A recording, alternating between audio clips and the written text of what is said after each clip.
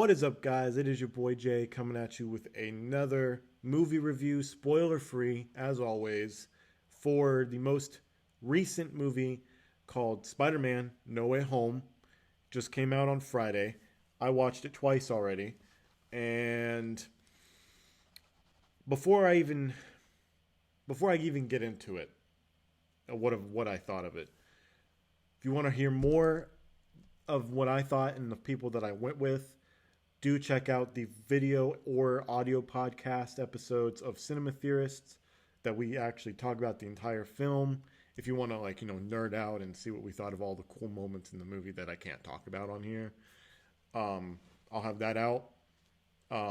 Check out my Facebook page and my Twitter, which I'll have in the link in the description of some of the photos that we actually got to take while we were there, because me and one of my best friends actually dressed up in Spider-Man outfits, so it was pretty cool.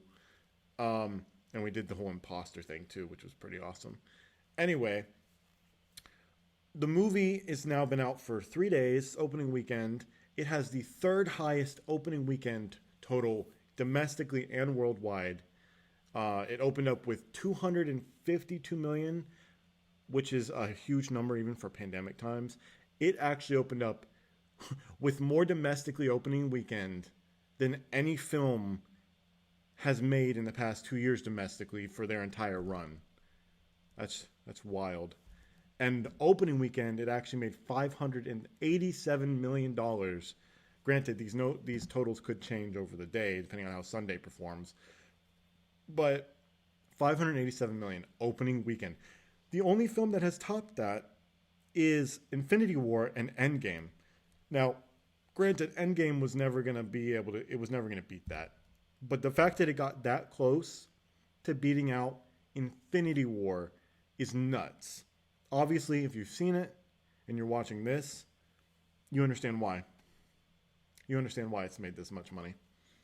But getting back into this, the actual spoiler-free part, this movie, I don't know if you've heard it, if you listened to my last episodes where we were doing a Spider-Man rewatch, we actually talked about how the fact that I just never felt like I truly got a Spider-Man film with Tom Holland in these movies. Like, he's good. I like him as Spider-Man and Peter Parker. But every single one of the issues I had with the last two movies was that he had a mentor or he was not on his own, like the original Spider-Man movies, where it was just him. Nobody else could help him. It was all on him. And therefore didn't feel like a Spider-Man film. But this one corrects that. This one very much feels like it's just him. I mean, granted, he's got his friends, but like it is him against the world, which is what I loved about Spider-Man so much. And the fact that he's still an innocent character. Like, I love Captain America. He is my favorite superhero, at least within the MCU. He is my favorite superhero. I like his values, the way that he carries himself. You know, when he messes up, he knows he's messed up, and he takes responsibility for it. I got to be honest, after watching this film and the fact that Chris Evans is no longer Captain America, sad, I think Spider-Man is now my new favorite character of all time. Just because of Tom Holland's performance in this movie. It is phenomenal. You really feel the depth in the character. Like, the cinematography is great. Getting to see all the villains are great. I liked Doctor Strange's part in it. Because, if you've seen the trailers, then you know Doctor Strange is in this movie. That's not a spoiler. He is in this. But I love this film. I've seen it twice. It is my favorite film of 2021. I could give it a higher than a 10 if I could. It brought back the excitement levels that I didn't think were possible for Marvel.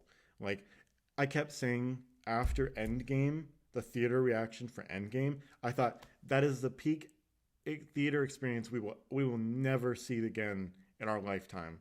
Like, I didn't expect to ever feel like that peak theater reaction ever again after that movie. I was like, there's nothing that can top this feeling of being in a theater with people that are like-minded, that cheer at the same stuff as you and get as excited as the same stuff as you. And I was wrong.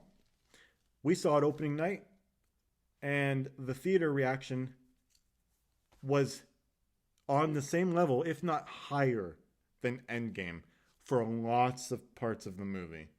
And I was like sitting there in awe after the movie. Like when we got done, we had to come back here to record because it's like a 40-minute drive from the theater to where we're recording at. And for the first time ever, I sat there for 40 minutes while I was driving going, my mind was blank. I was like, I can't even believe what I just watched.